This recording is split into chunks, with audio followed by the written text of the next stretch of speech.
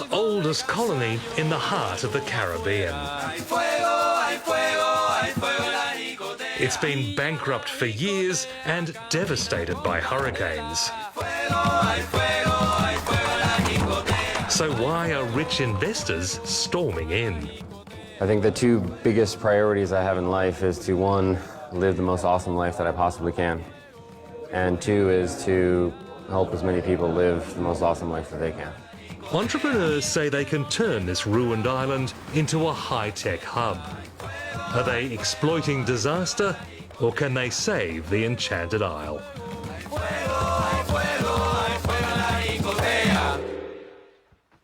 Que se puede vacilar, es que me enseña a tropicar. Que se puede vacilar, es que me enseña a tropicar.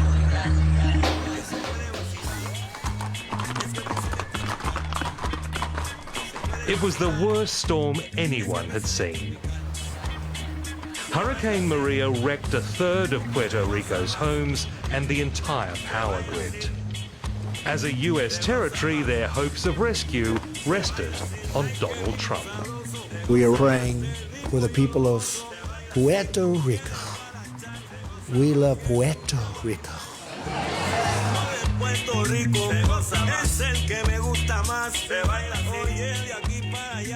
Luis Rodriguez and Christine Nieves waited for help in vain.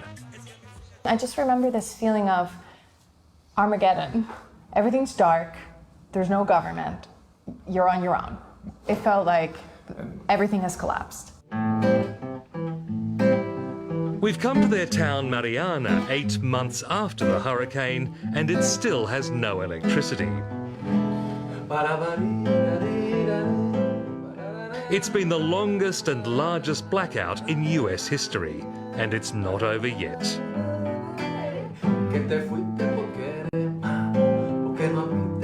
President Trump hailed the rescue effort as a triumph. Studies suggest more than 4,000 people died because help came too late.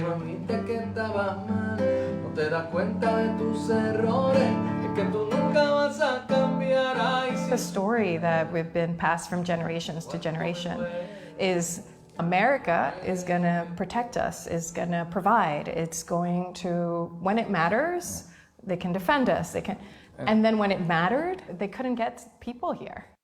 I think it was a great moment of just a story collapsing. And that's very important and very powerful, because that's a story that we've been holding on for generations.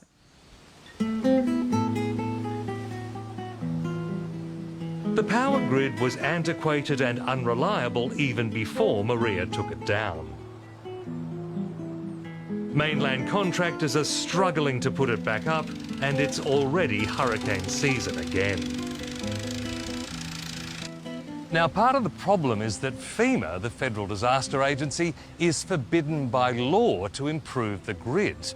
When they make repairs, they can only restore it to the way it used to be. And that means they've had to source outmoded equipment, some of which isn't even made anymore, ship it down from the mainland and spend more time and money to make the system bad again than it would cost to make it good. It really is that insane.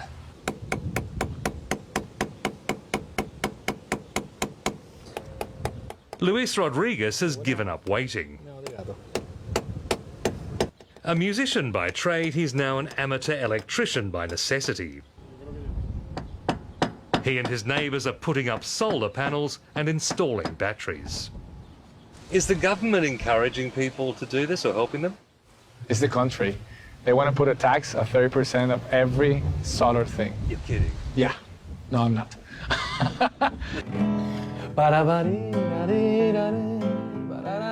Since Maria, their community's done almost all the rebuilding on its own.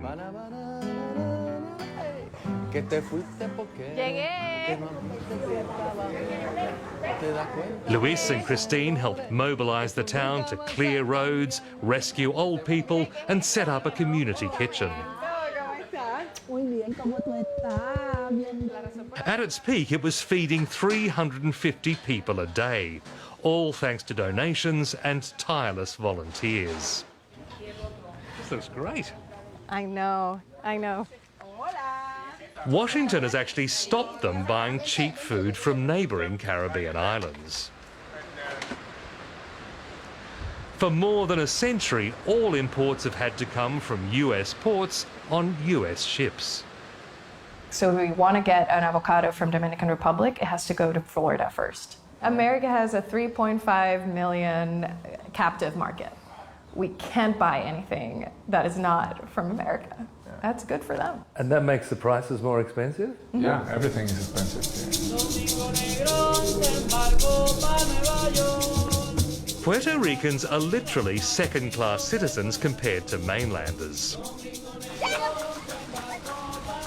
After the US seized the island from Spain in 1898, Congress made it a territory, not a state. That means people here can't even vote for their president.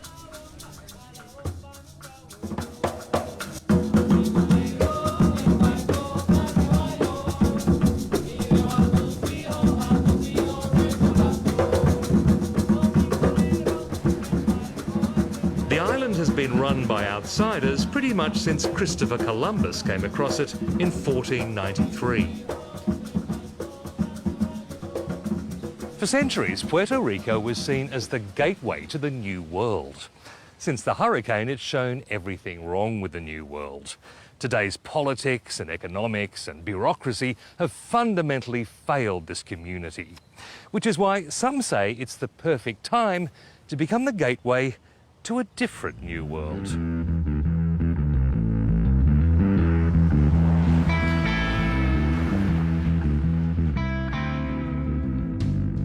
This is where Puerto Rico's next chapter might be written. The west coast resort town of Rincon, surf capital of the Caribbean.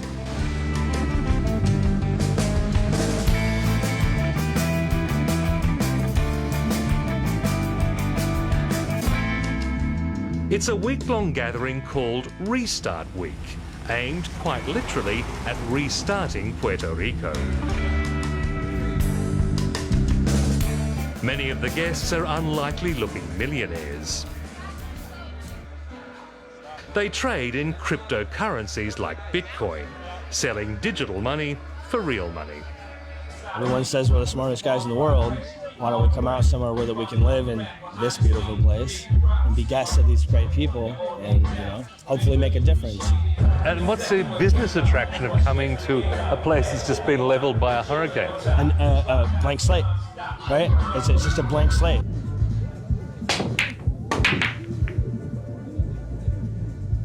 They believe their technology can help replace Puerto Rico's broken infrastructure, from cellular networks to solar-powered grids. It's called blockchain, and the guest of honour is a self-professed blockchain billionaire.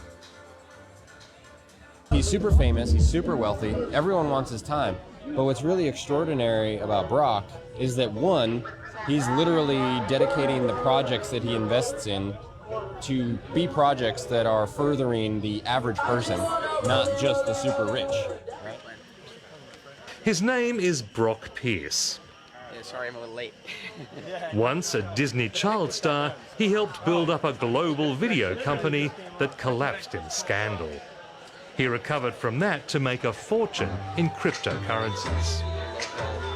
You surf? I've been surfing a bit over in San Juan. Yeah? So I gotta get, like, my surf game ain't there yet, but I'm inspired to... Now 37, he's made Puerto Rico his new home. Hey there, Brock, how are you? Eric, thank you very much for talking to us. Great to meet you. His vision is to create a tropical Silicon Valley. Puerto Rico has the possibility now of being put on the map as a hub of innovation, and that's a wonderful thing if it works. Brock Pierce says he can bring serious money from the mainland. One of the personal skills that I have, and one of the things I can do to make a difference is I can bring the venture capital. I can bring the angel, investors, the mentors, the advisors, the co-working facilities, the companies. I mean, how many companies has anyone heard of that have raised venture capital in Puerto Rico? I'm yet to hear of one. Blockchain was first developed for cryptocurrency, but its applications go much further. For this blockchain gang, Puerto Rico's the perfect place to show what it can do. You know, has the internet changed our lives? You know, mobile phones changed our lives.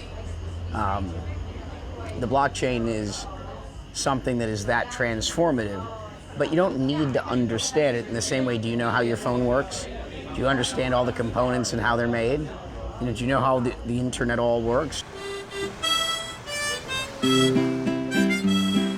It's not just altruism or surf and sand attracting the tech crowd. The island is just a 3-hour flight from New York. The local government is offering huge incentives to stay. In the birthplace of Pina Colada, they'd pay just 4% corporate tax and 0 tax on capital gains and dividends. Most locals don't get what they're bringing. ¿Qué es blockchain? Blockchain. What is blushing? What is blushing is the question. What is what? Blockchain. ¿Qué? No idea what that is. Don't know what blockchain means. What is it? I have no clue. ¿Qué es blockchain? Es tecnología digital de ledger sobre la cual se utiliza el sistema Bitcoin. Correcto. Since the time of Columbus, assets have been tracked by bank ledgers. The benefit of blockchain is that it makes its own ledger, cutting out the bank and any fee-charging middleman. You deal peer-to-peer, or as they say here, mano a mano. I've just used a credit card to deposit $200 into a Bitcoin app to buy a very small slice of a Bitcoin. Now, I can either sit on that and wait for the price to go up before I cash out, or I can try to use this digital money to buy something real. Buenos dias. Buenos dias, good morning. You take Bitcoin, I understand. Yes, of course, I just said Bitcoin. Fantastic, let's go. All right.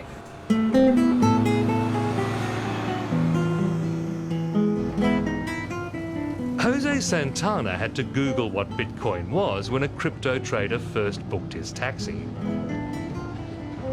Yeah, I had to Google it because I have no idea, and I had 1 hour and 30 minutes to figure it out because I tell the client a white lie. You know, it's like I accept cryptocurrency, but I didn't. So I had to figure out how to do it because they say maybe this is gonna be an opportunity for me right now. So maybe it's a... He downloaded a digital wallet. Now, every time he's paid in cryptocurrency, the software makes an encrypted record called a block. Each new block updates a chain of blocks, creating a reliable and transparent ledger. Okay, thank you very much. What do I owe you? So, sir, $29 in Bitcoins. Okay, this is my first time, so I pressed $29 and I press send. Yeah. Easy peasy. Yeah, easy.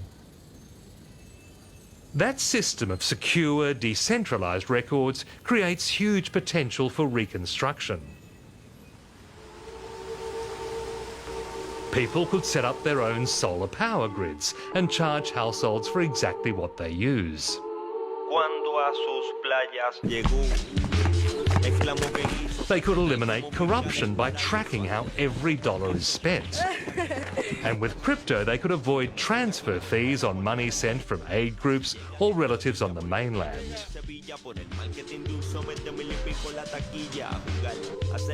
But for all the hype, people right now have more urgent concerns, like fixing their roofs before the next hurricane. I family is nothing, and in the morning, look at my home. I look down my eye, I don't see for the eye. But This is already one of the poorest places in America. But while the rich are getting tax breaks, the poor are getting squeezed. Healthcare costs are rising, pensions are being cut, workers are losing their benefits. University fees are going to be more than doubled, and literally hundreds of schools are being closed. This is harsh economic medicine people here see as poison.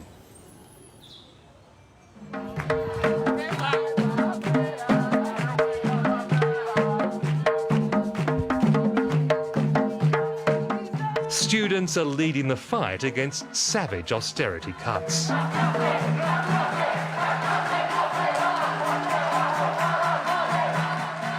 The University of Puerto Rico is losing $200 million.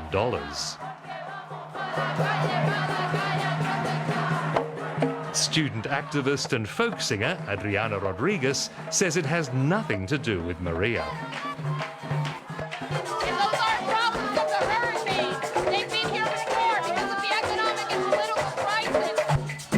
For decades, local governments funded their spending by issuing cheap bonds, in effect selling IOUs.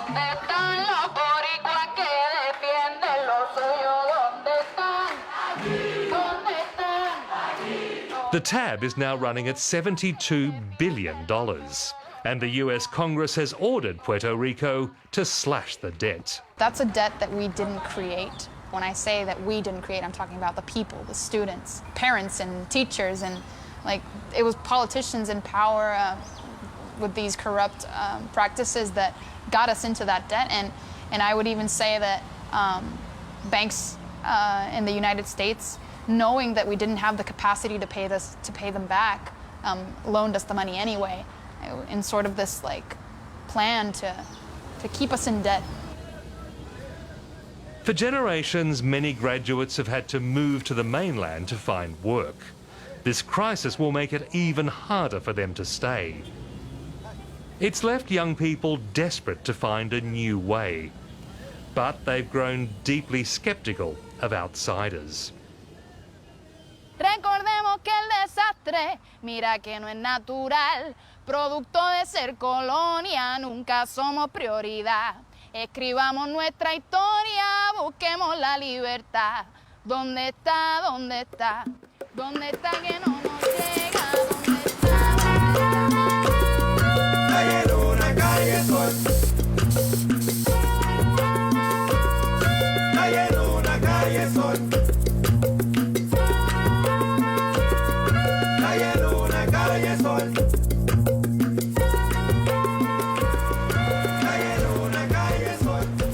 It's the main session of Restart Week, a listening day to hear what Puerto Ricans think.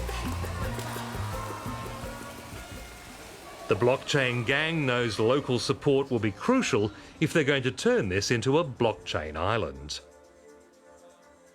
I have believed for quite some time now that, cryptocurrencies and blockchain technology was going to change the world. In fact, I believe it already has. Like when you drop a rock in the pond or whatever, the ripples start going out, but it takes seconds or minutes for those ripples to finally reach the outside of that pond, right? And so, the blockchain has already rippled reality. It's already rippled reality, and reality is changing before us. The mood around the resort bar is upbeat, but there's trouble looming in paradise. With all that you're doing, there are still people who say you're all vulture capitalists coming down here to feed on the carrion of Puerto Rico's misery. They haven't met us. Hang out for a moment and you should be able to tell instantly that that's not our intentions. Does it annoy you when that happens? No, I don't get annoyed by, the uninformed. You don't get mad at a child. We're here to support. We want to understand the challenges, what you have faced, and how we can help make the home affordable for you, for the land, and help bring our tools and guidance, but to support with. So we're here just to support and learn, and we're going to co-create this, what we want to design together. At first, it's mainlanders doing most of the talking. But independence activists have crashed the session to ask some pointed questions. You guys are making it seem like all the children in Puerto Rico need to be well-versed in technology. And that is not the case. What they need to be well-versed in is agriculture. And those two things are polar opposites. Don't take the mic. Suddenly, the day of listening becomes a day of fighting. All of these people have such good intentions, but you don't know that yet, and I'm not asking you to trust them. I believe they that have people such have good good intentions, and they are going to make something beautiful happen, and you're going to be a part of it, whether you like it or not. So you're insulting? What? Exacto, whether I like it or not. It's going to We don't like it. We don't like it. That's what we're saying. You Eventually you will. The whole understanding that you're going to create something that you're going to like. It's not going to happen overnight. And you know what? It's going to happen when all of us work together, because this land is it is our responsibility collectively. You guys didn't have any interest in Puerto Rico until the tax breaks came, and that's why you're here. Instead of being welcomed as allies, they find themselves being treated as crypto-colonialists. Figure out what can be done. I am here in service. I've committed my entire life to the last breath in service. We don't need a savior coming in a white skin with blue eyes. We don't need saviors. We're not here to take over or do anything. We want to step behind you and give you strength in your numbers. I've relocated my life from Hawaii. So don't tell me you don't have an agenda, because your agenda is to come live on our land. And you know what? It's not that we don't want you.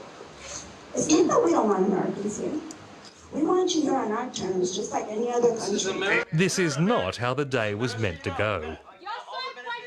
I'm here to help any farmer that wants to figure out how to farm. I don't want to own their land. I want to figure out how to give them the resources so they can grow on their land. It's teach a man to fish, teach a person how to grow. You know, great. People want to grow some things here. I'm here to help you grow some things. You show me, bring me the farmers that want some land. I will figure out how to buy that land to give it to them, and so that they can grow the things that are needed here. Show me real opportunities, and I'll show you real solutions. Outside, Brock Pierce puts on a brave face. We had a very healthy conversation with a few local Puerto Ricans that don't yet understand what this movement or technology is about, but they are, upset, generally speaking, about the state of things, and feeling like victims for 500 years, and very, very passionate, and going, how is this going to be different? How should we trust this? And I think that's healthy. Are you surprised by the lack of trust? No, not at all. I mean, for 500 years, this place has, been taken advantage of. So, I mean, I think that's where Puerto Ricans should start. They should start skeptical.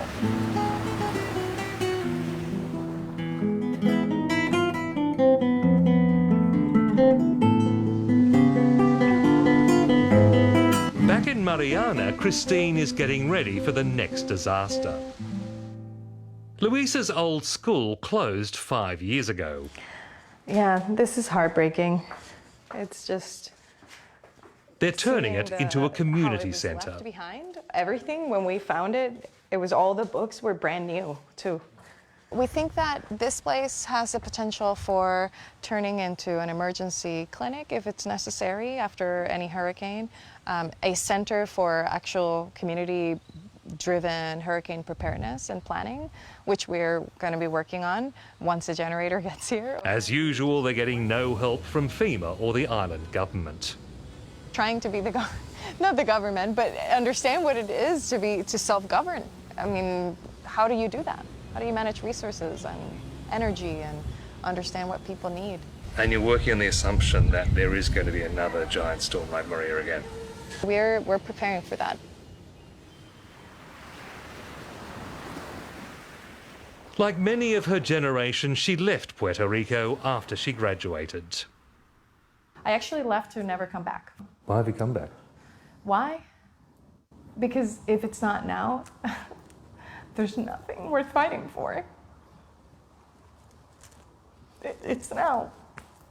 We are at a crossroads, and we'll look back at this moment, and it's either going to be a beautiful place that we've always dreamed of or not.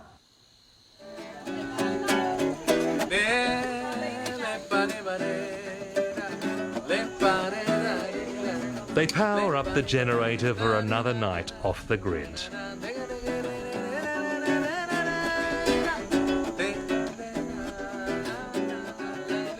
The much-hyped blockchain may one day help rebuild Puerto Rico, but that will depend on local people being willing to embrace it. The age of outsiders telling them what's best are over. Que en la calle todo es un bembé, bele, bele, bele. Mi barrio ya la gente va desangrando su casa y su fe. Oye, y aunque la cosa está dura, nos la arreglamos para estar muy bien.